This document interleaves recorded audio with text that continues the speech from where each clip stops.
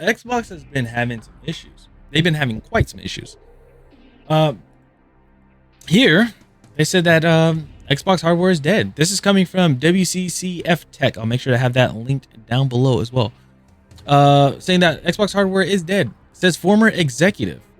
Now, let's see what's going on here. They said that this is the former executive, Laura Fryer, a former Xbox executive and member of the team that created Microsoft's original console, the OG Xbox, not to mention a executive producer on the first two Gears of War titles, which were the best, has shared her very disappointed opinion of Microsoft's strategy for gaming, highlighting that Xbox hardware may as well be dead from their point of view after the announcement of the handheld made by Asus. You guys don't know, it's the Asus it's the ROG Xbox Ally, or the ROG Xbox Ally X collaboration. Pretty much, it's just an ROG Ally with Xbox applications put on it now. Pretty much what it is.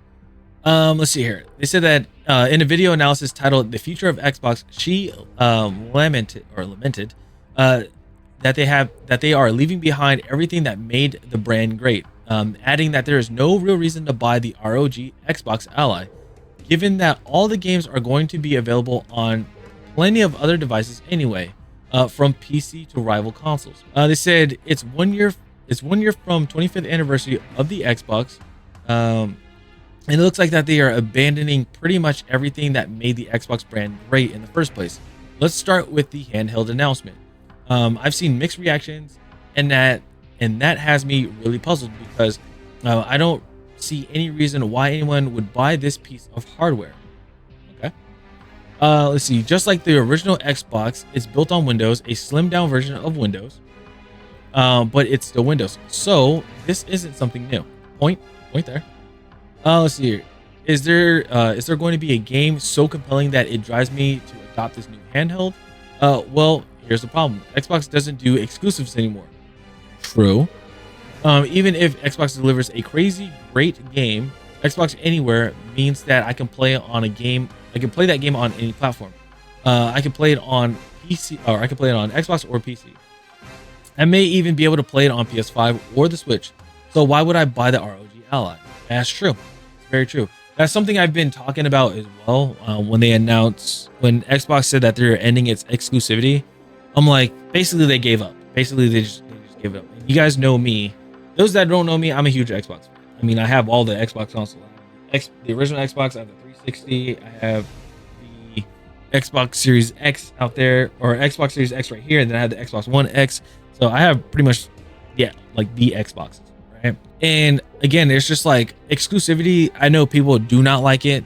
They're like, I want to play the games on whatever I want, and that's fair. But then also, I'm just like, it doesn't create the creative competition when it comes to games. Like back then, you had, like with PlayStation, you have Metal Gear Solid, you have Final Fantasies, like you have all those.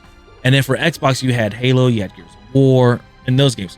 So, and obviously with Nintendo, you have the Mario games and stuff like that. So it was like one tried to one up the other. Obviously, you would have a game that's like pretty much cross platform, which is like your Call of Duties and your Battlefields, which is totally fine. That's completely fine. But I think having flagship games for said consoles for exclusivity, I think it was a good thing, because that's what really drove each company to make a better game or a better quality game or product. But now, if you're going to just make a game and sell it out to all platforms, cool, all players get to all players will be able to play the games. But then it's like, well, what's the point of playing this game on the Xbox if I could just when I can just play it on my PC, or I could just play it on my PlayStation? That was the other thing. All right, so then they said this. They said that, and of course, delivering a killer game in a reasonable time frame isn't something Xbox is particularly good at right now. During the showcase, there were several games still in development that weren't even mentioned, like State of Decay 3, Perfect Dark, and Fable. I remember Fable has gotten a lot of backlash, especially about the characters and everything, and they said that they had to do a whole bunch of changes to the game. Just saying. This was after a layoff. They said, and many of these games have been in development over 5 years, which is not good. There is only one reason these games are behind. It's because Xbox has lost their culture of shipping at scale. Uh, they don't have the people or the process in place that can ship. And it's a shame because they used to do better than anyone in the business. Then they said there is literally no reason to buy this handheld. Obviously, as one of the founding members of the Xbox team, I'm not pleased with where things are today. I don't love watching all the value that I helped create slowly get eroded away. Yeah, I know there's a lot of people that are like that. Marty O'Donnell, who worked on Halo, who composed the main track of Halo, right? Everybody knows it. Seeing what Bungie has done with, Marathon, and what 343 Studios has done to Halo, to the franchise. It's sad to see. Let's see here. I'm sad because from my perspective, it looks like Xbox has no desire or literally can't ship hardware anymore. So this partnership is about a slow exit from the hardware business completely. Personally, I think Xbox hardware is dead. The plan appears to be to just drive everybody to Game Pass. Yeah. And again, there was a whole thing about Phil Spencer saying that no, physical copies are still going to be a thing. There's no such thing as, we're going to go digital only. But I mean, the actions speak louder than the words. So then they said, Barr wasn't the only former Xbox exec to bemoan the state of their former gaming company. Yesterday, ex-corporate VP of Xbox, Mike Ybarra, who left the position of Activision Blizzard president last year, wrote on X, "Tough to see Xbox confused about who it is and what it should be. Some great people there. Some great people there still. They have to figure out what needs to change and fast. I'm a big fan and always will bleed green. Cheering the team on from the sidelines. Pick your lane and stick to it." Then, when a follower argued that the ecosystem and the console both exist, Ibarra replied, "They said, you're drinking the Kool-Aid. You ask anyone on the street what Xbox is, and 99% of the time, they say a video game console. That is the identity, period." Just true. Because it would be weird for like asking a PlayStation, PlayStation fan, it's like, what is a PlayStation? And you, in your mind, you're saying that it's a console, but somebody's like, oh, it's a program. You'd be like, what? No, that's how pretty much Xbox fans feel, I guess you would say. It seems like both former executives would like Microsoft to continue pushing in the console space. However, they essentially admitted to losing the console wars to Sony and Nintendo. So they concocted the new everything is an Xbox strategy. Is Xbox losing itself with all these changes, or is it right to pursue the monumental shift? Let us know in the comments and vote in the poll. So this is going to basically put Xbox or Microsoft on their last limb. If they're not going to work on having a brand new Xbox console, and I don't mean the handheld, like an actual console, then they're pretty much on the last leg. Because the ROG Ally Xbox partnership, they need to outdo Steam Deck. They need to outdo Legion.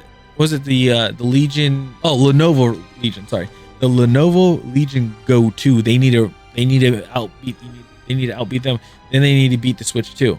And if they fall behind of any of those things, then what? You guys are gonna pull out a phone? Are you guys gonna make a gaming phone or something like that? Then you gotta compete with Samsung. You're gonna have to compete with Apple and their phones as well. That's the thing. If they stuck to the consoles, and again, people do not like exclusive titles, but I think if you have 2 or 3 games that are exclusive, and I'm talking about for each platform, I think that would be okay. Everything else can be fine. But also the issue is with Game Pass. They're really, really pushing Game Pass. They're really pushing exclusives and things like that. That's why games that we have seen lately that are coming out from the Xbox system has been pretty crappy. They're like, well, if you have Game Pass, you're only paying a good amount of money, right? So that's the issue that I have. They're like, oh, you're only paying a few bucks. You're not paying $60 or $70, which later on is about to be $80 because I think it's not Borderlands 4 anymore. It's another game, but $80. People aren't gonna pay for that. People want a good quality game. That's what they want. So that's all I got for this video. Let me know in the comments down below what you guys think about with Xbox and their strategy. Do you guys think that they should just, honestly scrap the ROG Ally and just go back to just making a straight up full home console? or should they continue with the Ally? Will you buy the Ally? That's the other thing. And also, is it going to be compatible with all the games that you have on your original on your Xbox console? Are you going to be able to play it on the Ally? That's another thing. So, China, and I'll see you guys next time.